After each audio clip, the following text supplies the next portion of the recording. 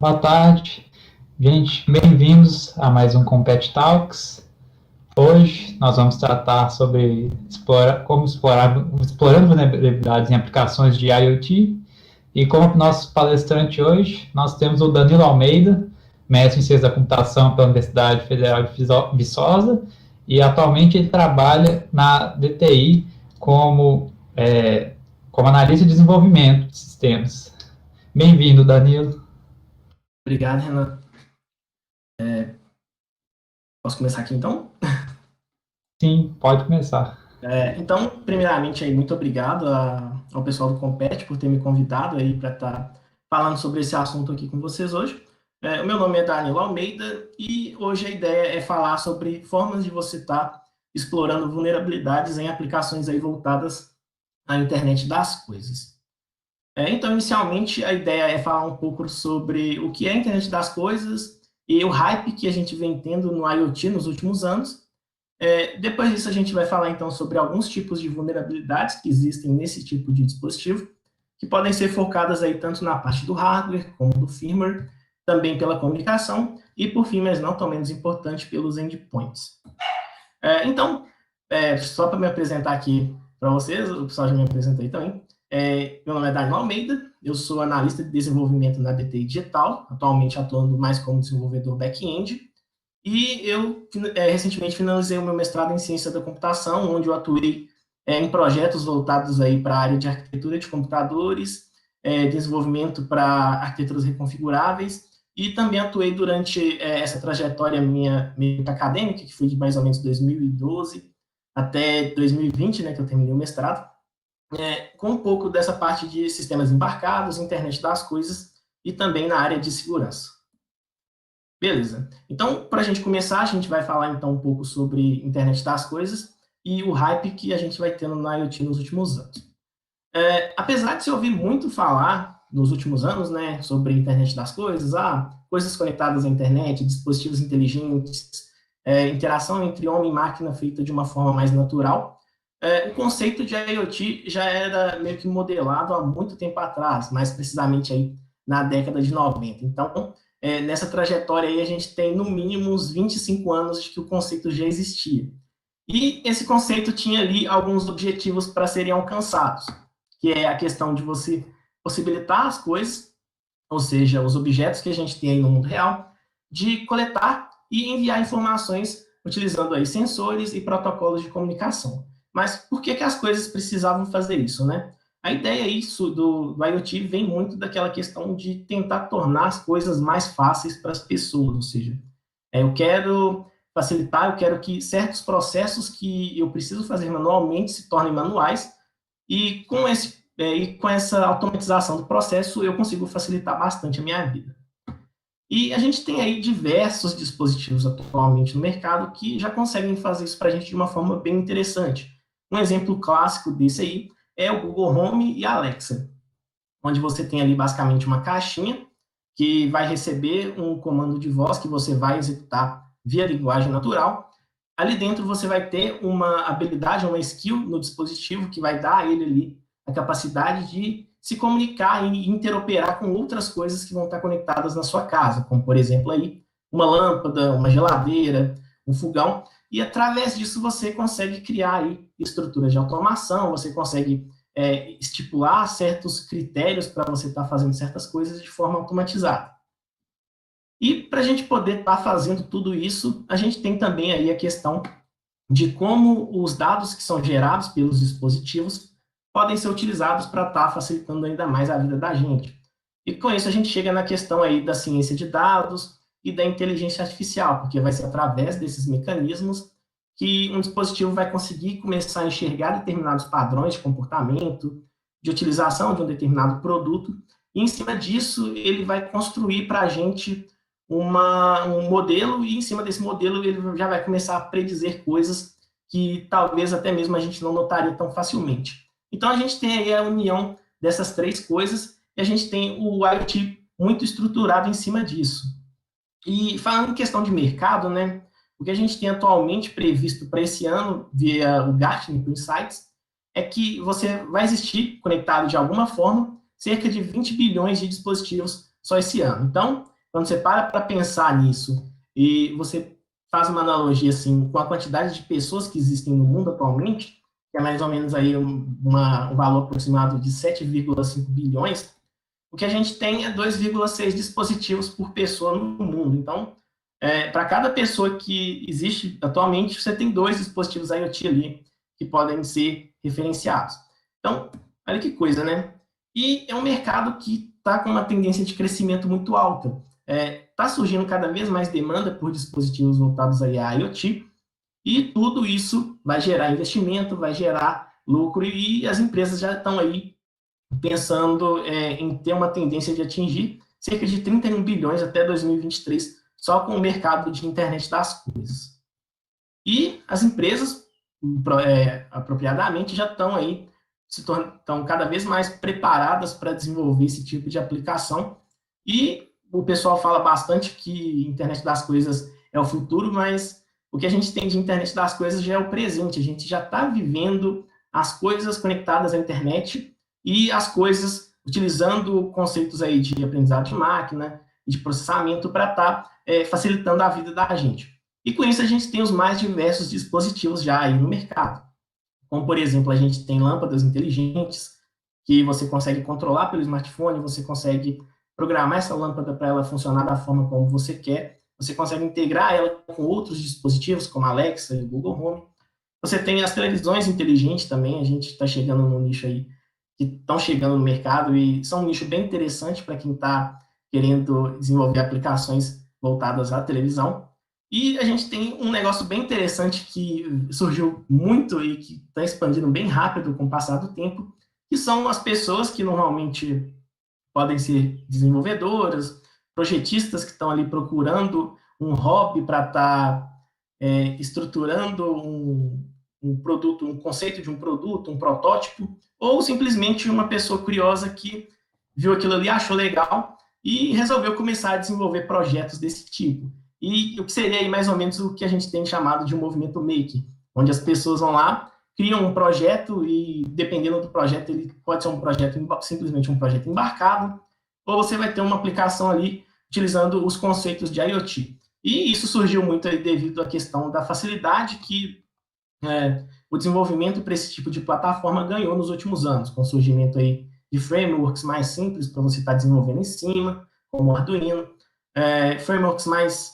estruturados, como o RTOS, e aplicações que vão estar facilitando a vida de quem vai estar criando ali aquele projeto.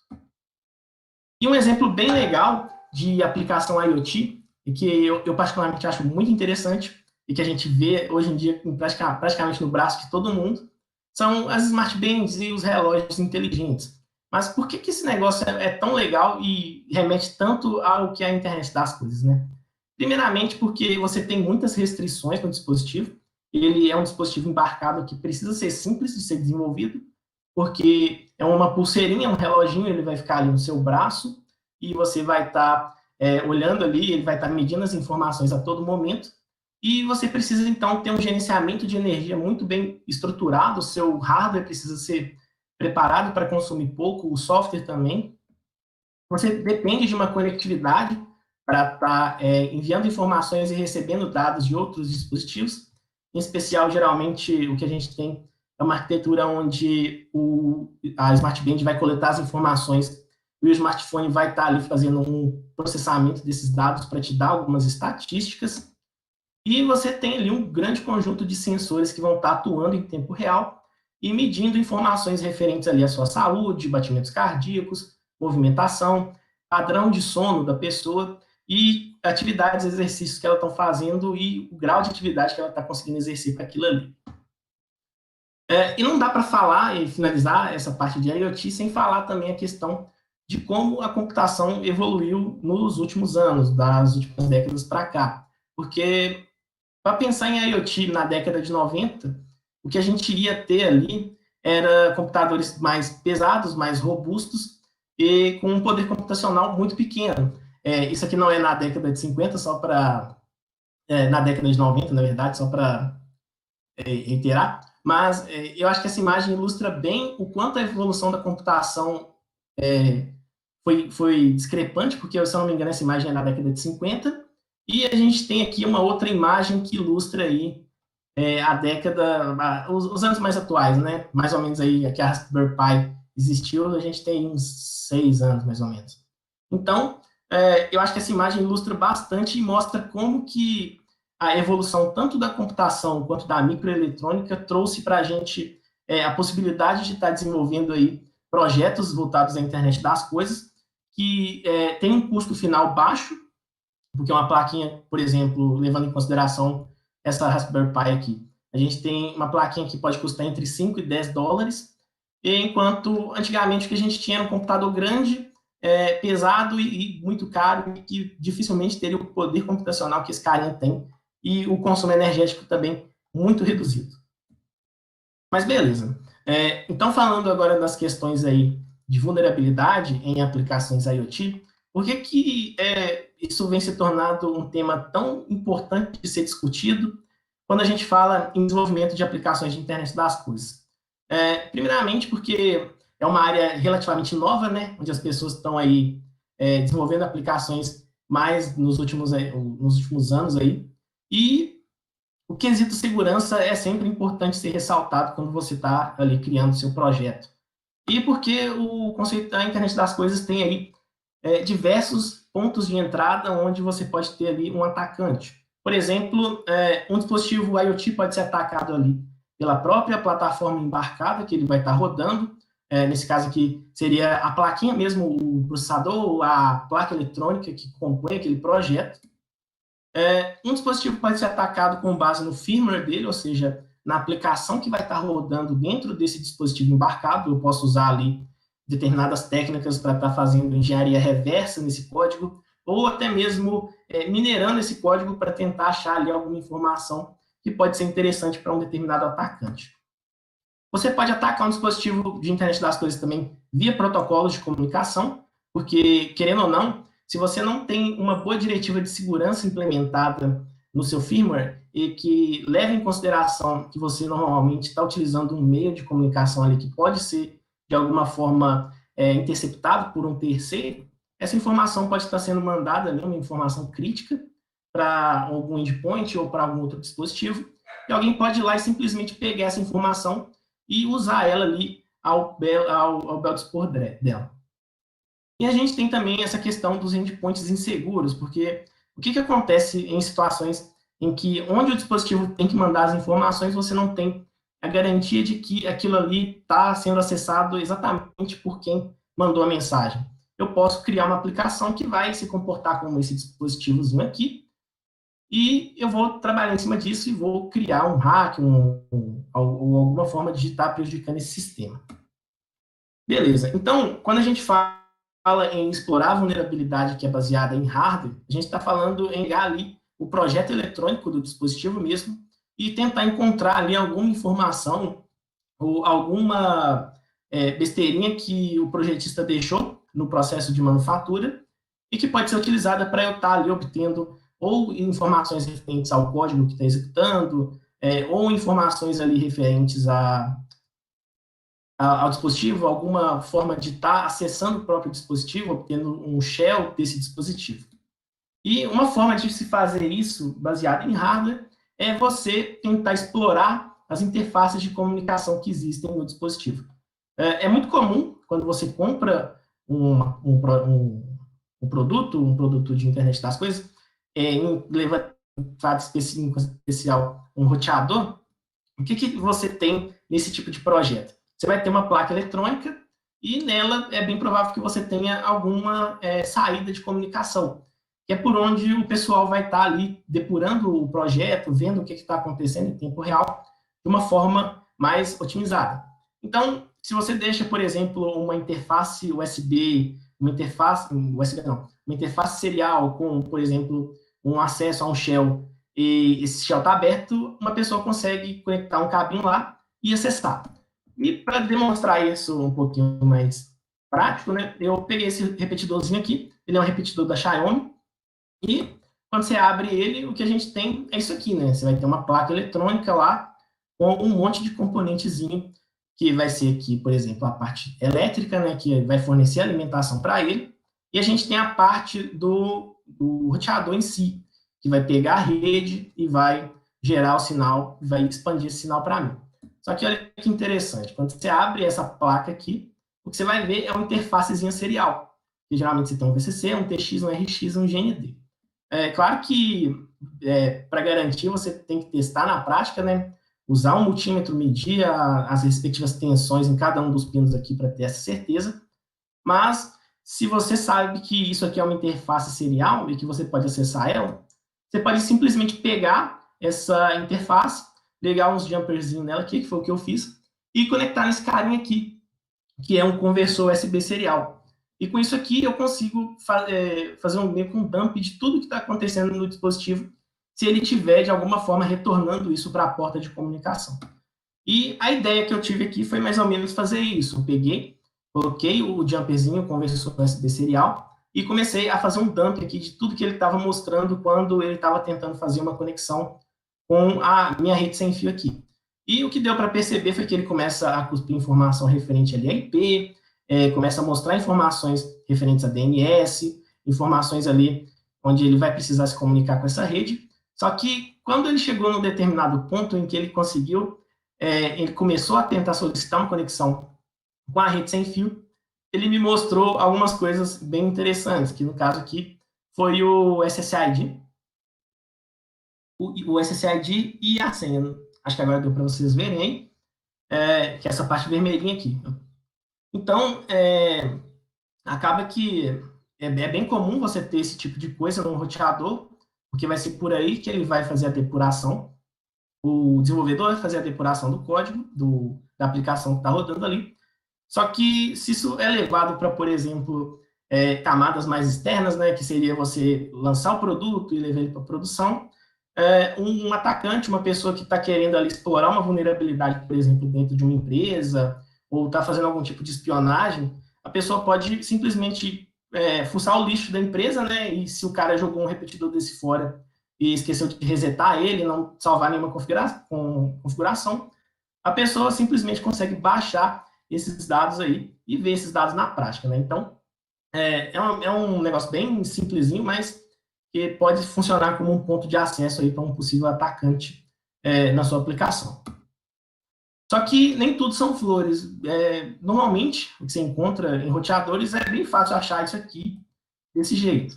Só que, dependendo do dispositivo que você está tentando descobrir como funciona, você pode pegar uma placa que vai ter um layout mais ou menos desse aqui, onde o que a gente tem aqui é simplesmente os componentes, né, os componentes eletrônicos, e você não tem nada que indique aqui porta de comunicação, nem nada do tipo. E esse foi um projeto que eu estava trabalhando há um tempo atrás, que era um projeto onde o objetivo era colocar uma versão do Linux para rodar em cima dele, onde a ideia era reaproveitar alguns tablets que têm essa mesma arquitetura aqui, e que já são tablets que basicamente não rodam Android, mas possivelmente uma versão mais simples do Linux já iria servir para você estar fazendo aí projetos de criar pequenos servidores e pequenos computadores mesmo para serem utilizados. Só que em um projeto como esse aqui, e se você precisa acessar uma interface, como por exemplo a interface serial para estar depurando ele, fica muito difícil você achar a um determinado pino de comunicação. Então, como é que você encontra sinal escondido em uma placa que está mais ou menos com esse layout aqui?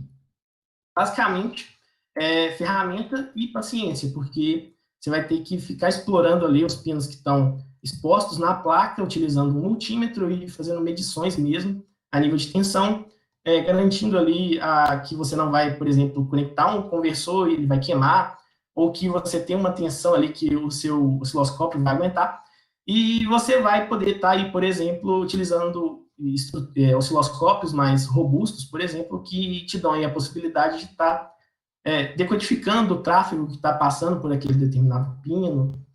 Você pode usar um conversor USB serial e ir testando velocidades de conexão até você ter ali uma informação que não vai ser basicamente um monte de caractere aleatório que ele vai enviar.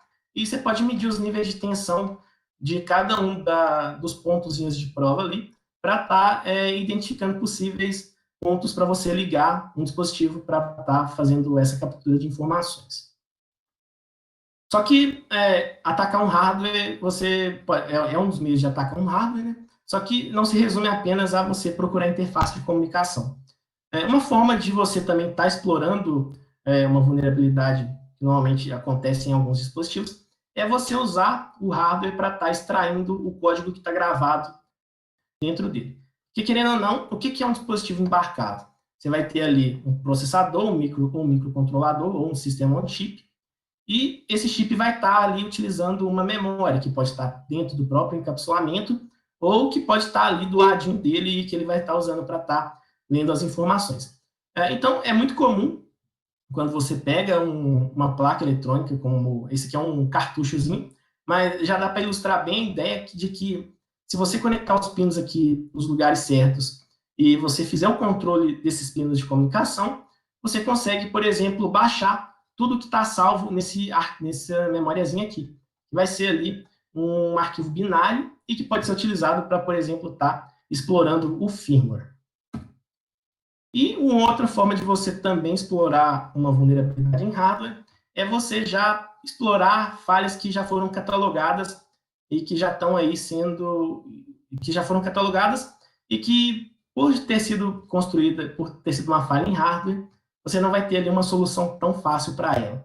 E um exemplo bem legal disso que aconteceu já tem um tempinho, mas é um caso bem interessante, que foi esse caso do Tegra X1 Boot1 Exploit, que eu não sei se o pessoal aí que está assistindo tem o Nintendo Switch, mas as primeiras versões que foram lançadas do Nintendo Switch tem esse sistema on chip, que é o Tegra X1, onde você tem ali basicamente a GPU, o processador e e boa parte dos componentes que vão fazer o dispositivo funcionar. Só que esse Tegra X1 tem uma vulnerabilidade que já tinha sido catalogada, que é a vulnerabilidade de ele possibilitar você rodar um código-fonte não assinado. Porque num dispositivo como esse aqui, a ideia é que você vai rodar apenas um código, ou seja, você vai rodar o sistema operacional ali que a Nintendo projetou e que ela colocou para rodar ali. Só que, nesse caso, o dispositivo consegue rodar qualquer código que você coloca ali, e você consegue fazer isso colocando ele basicamente no modo chamado RCM. E aí, o que os caras fizeram? Eles colocaram o switch nesse modo, né, que é o modo de recuperação, e eles conseguem ali injetar um payload, que vai ser um arquivo que vai referenciar ao endereço de memória onde ele tem que começar o boot. E, basicamente, fazendo isso, os caras conseguem fazer o Linux rodar no dispositivo, conseguem rodar Android, e conseguem também rodar aí as chamadas Custom Firmware, que seria uma versão do sistema modificada, onde você consegue, por exemplo, rodar aplicações que outras pessoas fizeram, que seriam os homebrews. E também tem a questão da pirataria, e aparentemente isso foi um problema muito grande, porque em pouco tempo a Nintendo já conseguiu resolver boa parte do problema, só que quem comprou os videogames nesse lote aí pegou um videogame com essa vulnerabilidade e pode explorar ela aí dessa forma. Mas beleza. Quando a gente fala, então, em explorar a vulnerabilidade, a gente tem aí a questão do firmware, né, que seria basicamente a aplicação que está rodando ali no seu dispositivo. E, normalmente, o que você procura em um firmware quando você quer entender como ele está funcionando ali? É bem comum quando você está... É bem comum até mesmo quando você está aprendendo a desenvolver aplicações aí embarcadas, voltadas à internet das coisas, você colocar credenciais de acesso em formato meio que hard-coded, ou seja, eu simplesmente vou lá no meu código que eu estou desenvolvendo e escrevo lá string, password, abro igual, do aspas, e coloco a senha lá. É bem comum a gente ver isso bastante, principalmente em tutorial, o pessoal ensinando, só que isso abre margem para você estar deixando aquela informação de alguma forma exposta dentro da memória do seu programa. Então, só para mostrar isso aqui na prática para vocês, esse foi um outro projetinho, foi mais bestinha, mas eu acho que ele ilustra bem essa questão de como a gente tem que tomar cuidado quando a gente vai colocar uma credencial de acesso para rodar no dispositivo, que é demonstrar como a gente pode extrair credenciais de um dispositivo de um System on Chip, que é o ESP8266. Para quem nunca ouviu falar, o ESP8266 é um microcontroladorzinho aqui. Então, o que a gente tem aqui é um microcontrolador E a gente tem uma memóriazinha aqui do lado dele, que não tem memória flash nativa. E ele funciona muito bem. Você tem aqui, nesse carinha, Wi-Fi integrado, você tem uma velocidade de clock até considerável, e ele roda praticamente todos os frameworks de desenvolvimento que a gente tem aí para criar aplicações embarcadas, e ele custa muito pouco. Então, ele é um ótimo candidato para quem está aí querendo desenvolver uma aplicação IoT. E ele tem uma arquitetura bem simples. Você tem aqui a CPUzinha dele e você tem a memória flash, que vai ser onde vai estar armazenado as informações, como o próprio firmware dele, que vai ser o programinha que ele vai rodar, e informações de uso geral, que podem ser aí imagens, textos, tokens de autenticação, e vai estar tudo isso aqui salvo nessa memória. Só que o ESP 8266, ele tem alguns problemas de segurança, mais especificamente quando a gente fala em segurança de acesso físico, que seria justamente eu pegar esse chipzinho aqui e tirar ele da placa e colocar ele num leitor ou num gravador. O que acontece? O ESP8266, ele não tem algumas funcionalidades, como, por exemplo, o Secure Boot, que é uma característica onde você consegue fazer com que um dispositivo só vai rodar um determinado código que tem ali uma assinatura digital e que vai dizer que aquele código pertence àquele dispositivo. Isso é bem comum, principalmente quando a gente fala em aplicações e a gente quer evitar a pirataria. E ele tem essa outra vulnerabilidade, que é a de que ele não faz uma encriptação dos dados que estão salvos na memória flash. E, então, o que isso significa, né? Isso significa, então, que essa memóriazinha aqui que vocês estão vendo, ela está praticamente aberta e todas as informações que estão salvas dentro dela vão estar em formato de texto simples. Eu não tenho nenhuma criptografia em cima desses dados. Mas, beleza. O que eu posso fazer com isso, então, né? Uma maneira, uma coisa que eu posso explorar nesse tipo de caso é extrair informações do código compilado com base no que está salvo nessa memória. Então, só para ilustrar isso aqui para vocês, o que eu fiz aqui? Eu montei uma aplicação onde eu recebo alguns parâmetros nela. Então, aqui eu tenho uma rede, um SSID, que é a rede sem fio, uma senha, um canal de comunicação e um token de autorização, que basicamente vai ser aqui a forma como eu vou estar escrevendo em um endpoint. Eu estou usando para esse projeto aqui o FinSpeak, para quem nunca ouviu falar também. É uma plataforma bem interessante para quem está aprendendo a desenvolver aplicações IoT, porque dá para ver bem essa questão de enviar e receber informações dele. Mas beleza, então o que eu vou fazer nesse caso? Simplesmente aqui eu vou gravar o código-fonte, eu vou colocar ele para rodar no dispositivo, só que depois eu vou fazer o caminho contrário. Eu vou pegar o que está salvo na memória dele, vou gerar um arquivo binário que vai ser referente aí a esse dado, e eu vou salvar isso no computador para poder fazer uma análise dessa informação. A própria ferramenta, a Expressif, ela te fornece alguns mecanismos para você estar fazendo isso, que normalmente são utilizados aí quando você quer, por exemplo, desenvolver um projeto e você quer replicar esse projeto de uma forma mais rápida. Então, você pode usar aqui alguns comandos simples que eles fornecem, e principalmente usando o ESP-TOOL, e com isso você consegue pegar as informações que estão salvas na memória utilizando o próprio dispositivo. Só que, dependendo do caso, pode ser mais interessante para a pessoa estar baixando os dados, tirando o chipzinho da placa e colocando num gravador. Só que nesse caso aqui foi bem mais tranquilo, porque eu já tenho uma ferramenta que faz isso, e eu consigo baixar esses dados aqui, então, numa boa, e feito isso, eu já tenho um arquivo binário referente ali ao código que eu criei, que vai ser esse códigozinho aqui. Beleza, né? Então, quando você abre o código com um dígito hexadecimal, ou até mesmo com um bloco de notas, o que você vai ver é um monte de bit, de byte, né? Porque vai ser isso que basicamente vai representar tudo que o computador entende. Então, a gente vai ter um arquivo binário com todas as informações salvas. Só que, como está tudo sem criptografia, vão existir caracteres que vão estar em formato de texto simples, em formato ASCII. E quando a gente pesquisa por essas informações, simplesmente o que você vai achar aqui, por exemplo, jogando aquele token lá de autorização, é a informação referente aqui a todo o segmento, né? No caso aqui a gente tem um segmento de memória aqui, onde eu tenho todas as informações em ASCII escrita, e o dado aqui referente aos tokens de autorização, ao ID da rede, a senha da rede, expostos aqui para mim em formato de texto simples.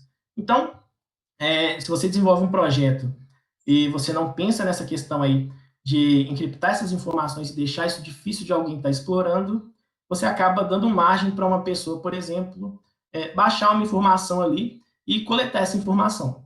E isso pode ser utilizado aí caso você tenha mais problemas na sua aplicação, como senhas criadas de forma incorreta, credenciais que não foram testadas antes de serem implantadas. Beleza, só que ele não se resume a você explorar o binário, né?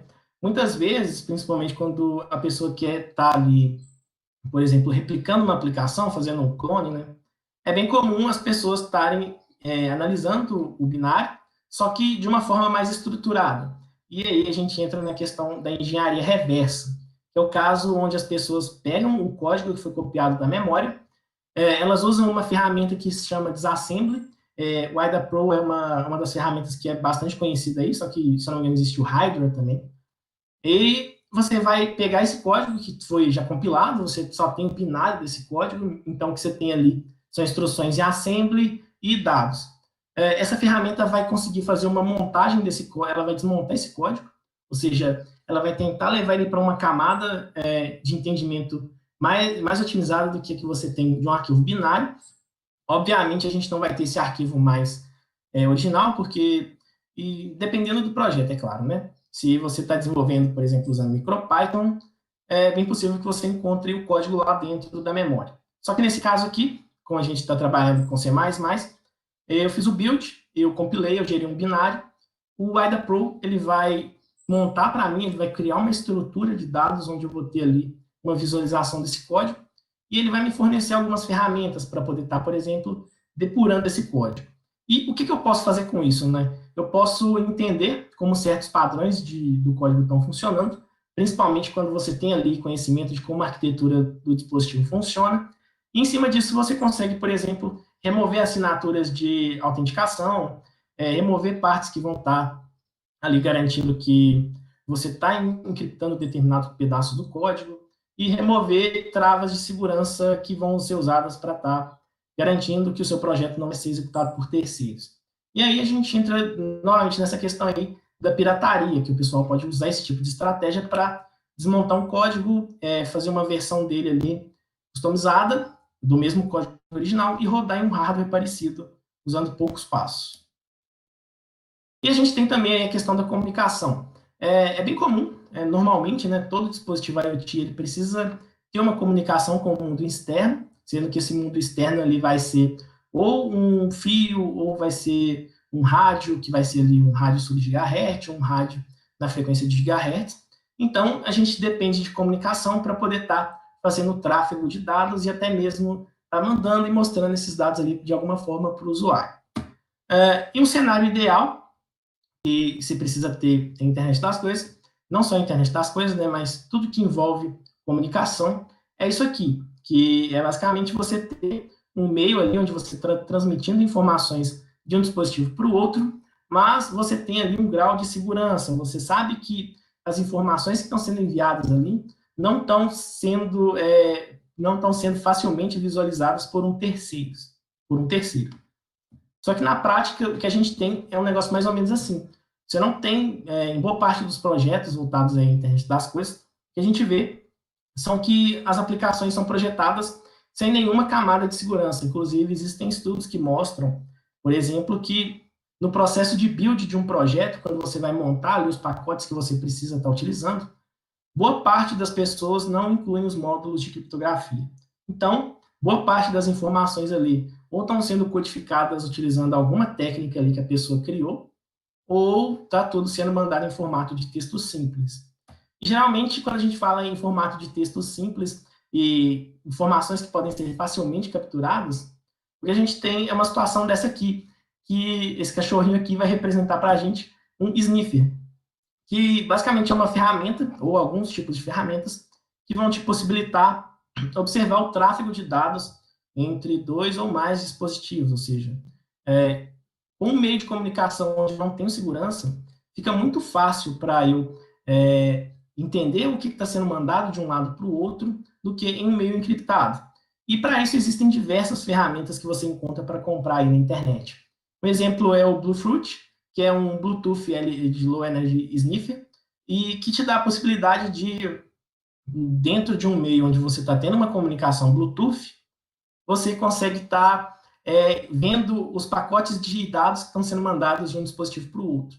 Então, se em cima disso você não tem uma criptografia estruturada, uma pessoa com um dispositivo desse, ela pode chegar perto ali do dispositivo, colocar ele para funcionar, começar a logar essas informações, e à medida em que o tráfego de dados vai acontecendo, você vai capturando esses pacotes. E em cima desses pacotes você consegue entender mais ou menos como é a comunicação entre aqueles dois dispositivos, e até mesmo extrair informações que, em teoria, deveriam só ser compartilhadas entre eles. Existem ferramentas também muito mais robustas, que no caso aí é o HackRF, que para quem não conhece é um software, é um SDR, que é uma aplicação de um software definido por rádio, onde basicamente o que a gente tem aqui é um dispositivo onde você consegue fazer o sample de frequências que vão de 1 MHz até 6 GHz em cerca de 20 milhões de samples por segundo, o que te dá a imagem para poder estar coletando praticamente todo o espectro que é utilizado para você transmitir dados. Então, é um dispositivo caro, né? Só que existe e é bastante utilizado, principalmente para quem estuda aí e mexe nessa área de comunicação, porque é bem versátil e te ajuda bastante a depurar a sua aplicação. Só que isso também pode ser utilizado como ferramenta para você estar entendendo como um dispositivo se comunica com o outro. E a gente tem aí também outras ferramentas. Um exemplo de ferramenta aí é o TCP/Dump, que é uma ferramenta do Linux, onde você consegue estar monitorando o tráfego de pacotes ali entre o seu dispositivo e um outro dispositivo que ele está conectado. A gente tem também aí o Wireshark, que normalmente é utilizado, mas o TCP/Dump, ele tem um meio bem interessante de você estar explorando esse tipo de vulnerabilidade, quando você quer entender como um dispositivo se comunica com o outro. Beleza, então, só para exemplificar aqui, eu já tem um tempo, na verdade, que eu escrevi um artigo justamente falando sobre essa questão de comunicação, e foi um case bem interessante de ter trabalhado, porque deu para ver na prática que as empresas muitas vezes não se preocupam em como elas mandam os dados de um dispositivo para o outro. Olha que interessante. A gente encontra aí na internet os mais diversos tipos de lâmpadas para estar comprando, e você tem lâmpadas aí que vão custar muito caro, e que normalmente vão ter uma garantia ali maior de que você está fazendo um bom negócio, que você não vai ter informações vazadas, e você tem lâmpada que custa baratinho, que faz exatamente a mesma coisa, e é bem comum a gente comprar essas lâmpadas, né? Tipo assim, a lâmpada é barata, ela vai servir porque eu quero, eu posso até comprar mais lâmpadas com valor de ouro. Então, eu tive essa ideia, só que o objetivo que eu queria fazer naquela época era poder controlar essa lâmpada com uma aplicação em Python. Eu não queria usar o smartphone. Você controlava ou via smartphone, ou Google Home, Alexa, ou alguma aplicação aí de gerenciamento. Só que eu não queria usar nenhuma das duas. Então, a minha ideia foi tentar entender mais ou menos como que funcionava o protocolo de comunicação entre a lâmpada e o dispositivo. Então, para poder fazer isso, o que a gente faz geralmente, principalmente quando a gente fala de Wi-Fi, é montar ali um roteador que vai ficar em modo passivo, e esse roteador eu vou ter os meus dois dispositivos conectados, que é o smartphone e a lâmpada. Eu quero entender como é o tráfego de comunicação entre eles, então, para isso a gente usa... Beleza. No primeiro momento em que eu comecei a fazer isso, e a ideia era tentar entender como que isso estava funcionando, eu comecei a perceber algumas coisas bem interessantes. Primeiro que o que a gente tem nesse cenário é que os dois dispositivos, apesar de terem de trocar informações, eles não faziam isso de uma forma direta. Ou seja, eu tinha ali uma terceira entidade no caminho, que foi aí mais ou menos em que deu para perceber que existia ali um servidor MQTT no meio da aplicação. O MQTT, para quem nunca ouviu falar, ele é uma aplicação, ele é um meio de você transmitir informações, e ele é muito utilizado em internet das coisas, principalmente porque você consegue estruturar os dados de uma forma muito simples, usando o conceito de tópico. Então, você consegue mandar mensagens com uma quantidade de dados muito pequena, o que é muito bom quando a gente fala em projetos embarcados. E ele tem um modelo de funcionamento bem interessante e que facilita a forma de você se comunicar com um ou mais dispositivos, que é esse modelo chamado Publish and Subscribe, que a ideia é mais ou menos ali você mandar uma mensagem para um determinado tópico esse tópico vai receber a mensagem e os dispositivos que podem estar inscritos ou não nesse tópico vão entender aquela mensagem e executar o comando que você mandou. Então, o que eu tinha nesse caso aqui era um servidor na nuvem, onde a gente tinha uma aplicação aqui rodando um servidor remoto, que é um servidor da lâmpada mesmo, dos caras que desenvolveram a lâmpada. Então, você tinha um cuidado referente a isso. Então, legal, né? Dá para usar a lâmpada, dá para ligar e desligar a lâmpada em qualquer lugar, porque ela está conectada na internet e não localmente, como eu tinha pensado inicialmente. Aqui, o que acontece na maioria dos casos, e como eu tinha falado anteriormente, é muito comum as pessoas não se preocuparem em configurar o MQTT, que é uma aplicação, né, que vai fazer esse gerenciamento para a gente, da maneira correta. E quando eu falo da maneira correta, é simplesmente configurar uma senha boa, uma senha que vai atender ali o que o cara precisa, e adicionar ao dispositivo uma estrutura, um certificado de segurança que vai me dar ali a garantia que os dados de um dispositivo para o outro estão sendo encriptados da maneira correta. E, basicamente, quando você não adota esse tipo de estratégia no seu servidor MQTT, você vai ter um negócio mais ou menos assim. Não sei se vai estar dando para ver muito bem aí, mas o que acontecia? Quando eu sniffava a comunicação entre a lâmpada e o celular, o que eu via eram as informações referentes à minha lâmpada, né? E referentes aqui ao servidor remoto que eu estava conectando. Só que toda a informação que é utilizada para poder estar controlando o dispositivo, e principalmente quando a gente fala controlar o dispositivo, é saber o nome do dispositivo, é enviado em formato de texto simples. Eu não tenho nenhuma criptografia para poder estar garantindo que ninguém está vendo essa informação ali em tempo real. E isso acontecia para todos os comandos que eu mandava para a lâmpada. E com isso, eu consegui chegar nisso aqui. Ó.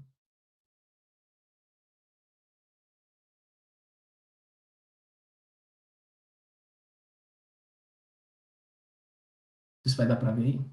Mas olha lá, eu consegui tomar o controle da lâmpada e, tipo assim, basicamente entendendo ali a forma como ele mandava os pacotes. Então, com o payload de informação e o ID da minha lâmpada, que basicamente era um ID montado de um jeito bem simples, você consegue controlar o dispositivo. Só que, chegando aí nessa questão dos endpoints, eu comecei a me perguntar o seguinte,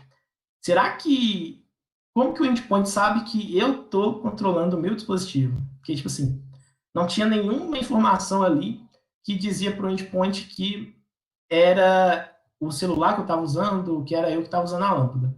Então, comecei a questionar um pouco essa questão da segurança do dispositivo e o que deu para ver, continuando essa análise do tráfego dos dados, foi que você tinha as informações do dispositivo na primeira conexão que a lâmpada fazia com o servidor remoto, totalmente expostas. Então, realmente, o servidor estava totalmente aberto. Qualquer um que conseguisse entrar naquele servidor e obter controle de qualquer dispositivo que está ali conectado na rede. Ou seja, os caras não configuraram o servidor com os parâmetros básicos de senha e segurança. Só que, beleza, né? Você tem todas as informações, mas o que eu posso fazer com isso, então? Basicamente, você pode dar um susto no pessoal aí e ligar a lâmpada deles de madrugada, ou seja, você tem controle de qualquer dispositivo que está conectado nesse broker, nesse servidor MQTT. Basicamente seguindo esse padrão de comunicação aqui, onde você colocava essa mensagem, o código do dispositivo e o payload referente à mensagem que você queria que ele executasse, como desligar e ligar a lâmpada. Só que, na prática, isso acaba sendo um pouquinho mais perigoso quando você tem, por exemplo, um módulo de atualização implantado na sua rede. Vamos supor que eu quisesse, o desenvolvedor quisesse, ele, de alguma forma, atualizar a lâmpada com novas funções, e para isso ele criasse aqui, nessa estrutura, um tópico onde eu mando um arquivo binário, o dispositivo baixa esse arquivo binário, e ele vai atualizar. Se uma pessoa tem acesso completo ao dispositivo, e você tem uma arquitetura ali, uma topologia com muitas coisas conectadas nela, o cara pode simplesmente fazer uma engenharia reversa nesse código original, adicionar alguma coisa ali, que pode ser ali um zumbizinho aqui, e mandar esse código para todo mundo de um jeito muito fácil. E é mais ou menos assim que você cria aí uma botnet, que é uma aplicação, que é um conjunto de dispositivos, né, que vão ser controlados por um terceiro ou uma pessoa que quer prejudicar uma empresa ou atacar um servidor, e vai ser usado para, por exemplo, derrubar uma infraestrutura, atacar uma rede e até mesmo escalar esses ataques aí a nível mundial. E por que isso está se tornando uma preocupação tão grande nos últimos anos, né? Porque já estão existindo botnets aí baseadas em aplicações IoT, e uma das mais famosas que eu vi atualmente é essa Mirai. Ela já existe, ela já parece que já parou, já tem um tempo. Só que olha que loucura. O dispositivo, basicamente, esse malware, né, ele explora basicamente vulnerabilidades onde você tem problemas de credenciais de acesso, como, por exemplo, esse dispositivo. Então, o cara consegue tomar controle de um roteador, de um modem, de uma câmera, uma câmera inteligente, e usar esse dispositivo para estar, por exemplo, aí, gerando ataques coordenados em rede sem fio. E, inclusive, se eu não me engano, foi essa mesma botnet aí que, por exemplo, conseguiu derrubar a internet na Alemanha, que os caras conseguiram coordenar e juntar um volume tão grande de dispositivos que, querendo ou não, uma lâmpada tem um poder computacional muito pequeno. Só que se você junta 10 mil, 20 mil e 30 mil lâmpadas, você consegue fazer um negócio em massa muito maior, e isso vai impactar diretamente aí no desenvolvimento das aplicações. Então, são esses básicos motivos aí para a gente poder estar se preocupando com segurança, e é um tema que tem sempre que ser levado em consideração, porque, querendo ou não, os dispositivos estão aumentando de volume muito rápido, eles lidam diretamente com pessoas, e você tem toda essa questão aí de gerenciar e cuidar mesmo da sua aplicação para você não acabar tendo um prejuízo ou até mesmo gerando um prejuízo para terceiros. E é isso, pessoal. Primeiramente, então, de novo, gostaria de estar agradecendo aí a oportunidade de estar falando isso aqui para vocês. Quem quiser entrar em contato comigo, trocar uma ideia, falar sobre internet das coisas, desenvolvimento em geral, essas aí são minhas redes sociais. Quem quiser conversar aí, meu LinkedIn, meu GitHub, onde eu geralmente publico as coisas que eu estou fazendo ali, meu e-mail para quem quiser trocar uma ideia, e Instagram, porque geralmente eu costumo postar bastante coisa lá referente a desenvolvimento, principalmente de IoT, sistemas embarcados e segurança. E é isso, pessoal. Muito obrigado, Danilo, pela apresentação. Agora nós vamos passar aqui para responder algumas perguntas. Enquanto o Danilo estiver respondendo as perguntas, gente, nós vamos também passar um formulário, uma lista de presença, para vocês preencherem e garantirem seu certificado, ok, gente? Fica de olho. Então, Danilo, aqui a primeira pergunta que nós temos é do Matheus Lucas, até encaixando com o que você acabou de falar. Com a recém-aprovada LGPD no Brasil, quanto tempo você acha que as empresas vão demorar para deixar esses dispositivos mais seguros? Cara, esse negócio da LGPD tá bem curioso, né? Porque parece que eu não lembro se foi o Senado que falou que ia entrar em vigor, mas um outro órgão falou que ia ter que esperar ano que vem. Então, assim, eu acho que tá bem complicado para todo mundo que trabalha com desenvolvimento agora colocar em prática a LGPD. Então, assim, e quando a gente pensa em aplicação voltada da IoT, é muito complicado, principalmente se eu não tenho uma forma de atualizar esse dispositivo, sabe? Então, eu penso que vai ser um negócio bem custoso e muita coisa vai ficar desatualizada ainda. Então, mas, assim, eu acredito que com o tempo as coisas também vão amadurecendo mais, as pessoas vão tomando mais conhecimento de que segurança é importante, sabe? Dados, né, das pessoas. Realmente. Aqui, mais uma pergunta do Felipe Moraes. Qual o produto de internet das coisas mais fascinante que você já viu? Cara, eu acho fascinante o Google Home e a Alexa. A forma como esse negócio foi elaborado é muito bacana. E essa possibilidade de integrar coisas, criar skills, eu acho muito. É um campo muito aberto, sabe? Então eu acho muito legal. É uma coisa bem versátil e muito Sim. curioso como funciona, né? Realmente. E aqui, eu acho que, deixa eu verificar aqui o chat mais uma vez. Aqui, ó. Então, Gustavo Brito fez aqui uma pergunta sobre se é muito custoso implementar criptografia para dispositivos de IoT. Então, isso depende bastante. Tipo assim, o que acontece? Dependendo do dispositivo, realmente você não vai ter, tipo, meios de fazer isso de uma forma, digamos assim, natural, né? Porque você tem pouco espaço, olha, mas tem sido bem comum a gente ver nos produtos novos, dispositivos novos que estão sendo lançados, em hardwares diretamente implementados ali no chip, que faz essa questão de acelerar essa questão da criptografia, sabe? Então, assim, e inclusive eu acho que eu já vi chips onde você consegue, chips voltados exatamente, que você pode, por exemplo, colocar ali do lado do seu. Então, assim, tem se tornado vem se tornando comum você encontrar esse tipo de coisa já encapsulada no silício, sabe? Mesmo com pouco poder computacional, você já tem ali um hardwarezinho que faz a aceleração da criptografia para você e você não precisa se preocupar em codar isso nem testar, enfim. Então, realmente, essas questões são bem muito dependentes de fabricantes, né? Aqui nós vamos ver aqui mais. Acho que depois daquela você demonstrando o switch sendo exploitado, o Felipe Moraes perguntou: você usa o SX Pro no switch? Cara, assim, eu gosto bastante do Switch. Assim, eu ainda, apesar de achar os jogos da Nintendo um absurdo de caro, cobrar R$ 300 num jogo é muito caro, mas assim, apesar de que eu tenho vontade de desbloquear o meu Switch para poder desenvolver coisas para ele, sabe? Eu acho divertido desenvolver projetos assim em aplicações embarcadas, principalmente aplicações embarcadas diferentes. Mas eu tenho pensado, eu tenho cogitado para homebrew.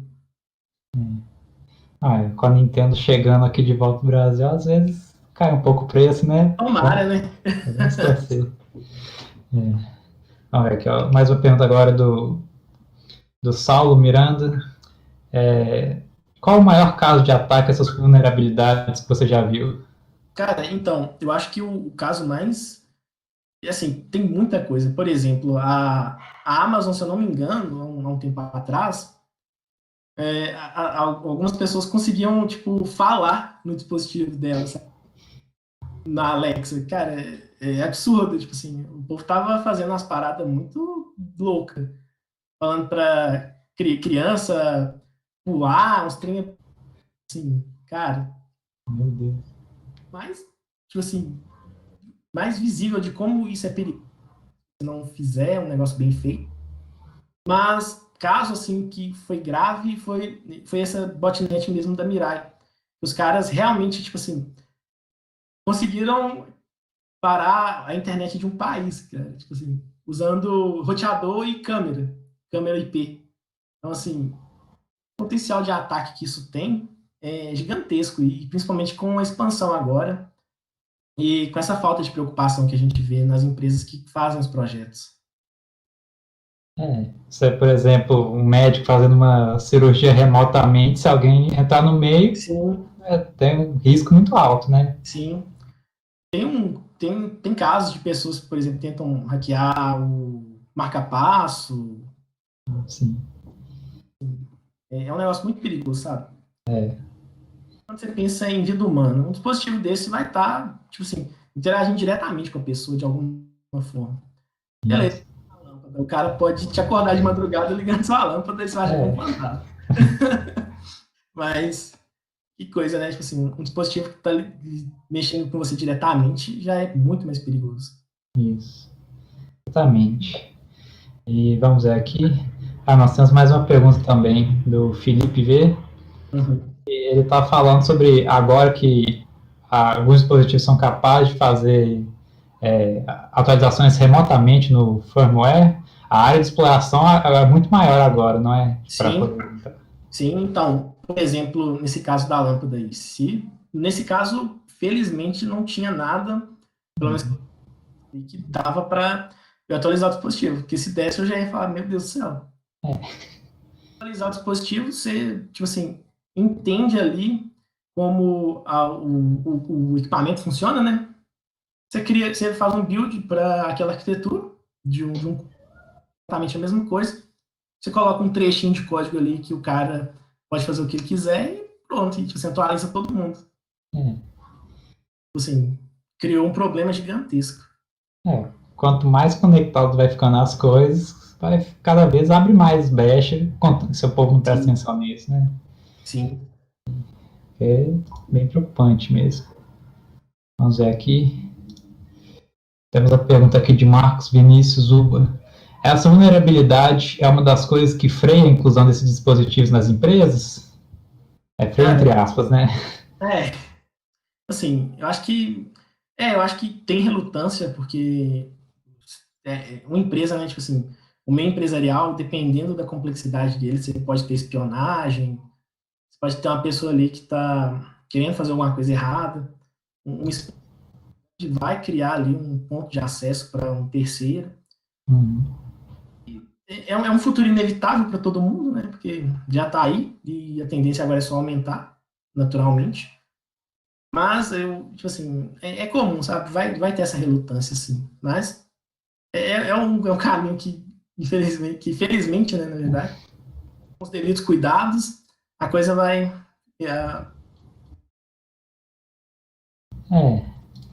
É, Mudança sempre é uma coisa que tem essa relutância, né? Mas normalmente a mudança é para o melhor. sim, É o acho que esperado, né? sim, à medida que as coisas vão evoluindo, a gente vai tendo mais noção. Porque apesar de ser um negócio antigo, mesmo um negócio que está sendo mais explorado agora. Né? Uhum. Aqui, nós temos mais duas perguntas ainda. O povo Beleza. agora começou a fazer várias perguntas. Está bem mais calado durante a apresentação, mas vamos lá. O Gustavo Bauman perguntou: você já presenciou alguma dessas vulnerabilidades sendo explorada em algo seu ou que você estava presente na hora? E se sim, qual foi a melhor reação a se ter na hora quando você passar por isso? Cara, meu. Não, meu não. Não, no caso, eu tive foi a lâmpada que eu mexi. Ah, Cara, eu acho que eu ia tomar um susto, né? Tipo assim, a reação assim, o que que tá acontecendo? Primeira reação, assim, natural. Mas eu ia desligar o equipamento, ver o que tá acontecendo. Eu sou bem curioso, então eu ia começar a tentar entender o que que tá acontecendo com esse negócio. Será que é defeito? Será que tem alguém tentando fazer alguma coisa? é. Se for o ideal mesmo é desligar, né? Desliga a internet É, na hora, que desliga e, tipo assim, tenta entender o que que tá acontecendo. deixar Isso, lá, se for mais que é, uma lâmpada, se for seu fone, por exemplo, e também começar a sim, soltar gás e tudo mais, você sim, sempre sim, vai sim, lá na hora e desliga. É o ideal, né? sim. São um equipamento, tipo assim, crítico, né, que tá ali, você tá lidando com ele diretamente. É É. bem interessante. E se não for também tão crítico assim, você arranjou um novo colega de quarto. É, é um ponto. É. Mas vamos ver aqui, então, que tem. Vamos ver se tem mais perguntas, tem mais duas, eu acho. Uhum. Então, Gabriel Nogueira, eu acho que essas vão ser as duas últimas também que estão parando aqui as perguntas. O quanto devo preocupar em ter posse de um aparelho potencialmente vulnerável? Cara, eu acho que se preocupar em ter, eu acho que a gente não tem que ter essa preocupação, sabe? Porque vulnerabilidade, quando a gente fala em desenvolvimento, em projeto, sempre vai ter uma vulnerabilidade ali escondida de algum jeito e que só vai estar esperando alguém dar uma luzinha na cabeça e ver aquilo e falar, ó, vi aqui. Agora, Hum, a pessoa ser uma pessoa do bem, né? Uma pessoa que não quer fazer uma coisa errada, sabe? Tipo assim, acho que porque, querendo ou não, aparecer um problema, geralmente o que vai acontecer? Quem desenvolveu aquele projeto vai ter que arrumar uma solução para aquilo. Então, acho que é tipo assim, ter os cuidados básicos, né, para a gente garantir a segurança dos dados da gente, informações que a gente está mandando de um lado para o outro. cuidar das credenciais que a gente tem e, assim, torcer para isso ser encontrado por pessoas que estão aí dispostas a não fazer sacanagem com seus dados, com suas informações. Acho que É, é, o importante é ser consciente, né? Se o sim, produto já é conhecido por ter alguma vulnerabilidade, aí você pode ficar mais com o pé atrás, né? Mas sim. se não tem nenhum escândalo assim, você pode ficar um pouco mais calmo. E aqui a nossa última pergunta aqui, eu acho, é, Felipe, você pode descrever riscos físicos de utilizar dispositivos não homologados? Cara, homologação é um negócio. A gente tem os órgãos internacionais e os. Então, assim, eu acho que se preocupar com, por exemplo, pergunta interessante. Eu acho que a homologação a gente tem que se preocupar sempre em comprar coisas homologadas, porque, querendo ou não, você tem a garantia de que alguém pegou, testou, viu que aquilo realmente faz o que deveria e que não está fora de algum escopo. Por exemplo, você compra uma lâmpada, por exemplo, nesse caso, uma lâmpada não homologada. Mas o cara consegue, de alguma forma, de alguma maneira ali, gerar um curto-circuito na lâmpada e sua casa e sua casa pegar fogo, sabe? Então, assim, a homologação vai te dar ali pelo menos um pouco de garantia de que e isso vai ser bem difícil de acontecer, porque o cara seguiu determinadas normas, ali. Só que, como a IoT é um negócio muito novo, a gente tem isso aí, a uma certa margem a isso. Só que são mais problemas ali de coisas que podem acontecer com o dispositivo, né?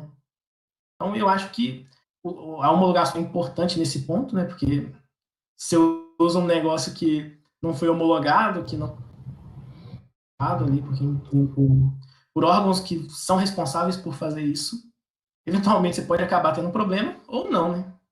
Mas assim, é sempre bom pesar para não ter problema. É sempre bom prevenir do que tentar remediar Remediar, né? depois. Sim. E aí vamos então verificar aqui. Tem mais uma pergunta que é qual o seu print code no Switch que eles estão querendo adicionar? Me chama lá no Instagram que eu mando. Você não pode vazar os dados aqui no privado, né?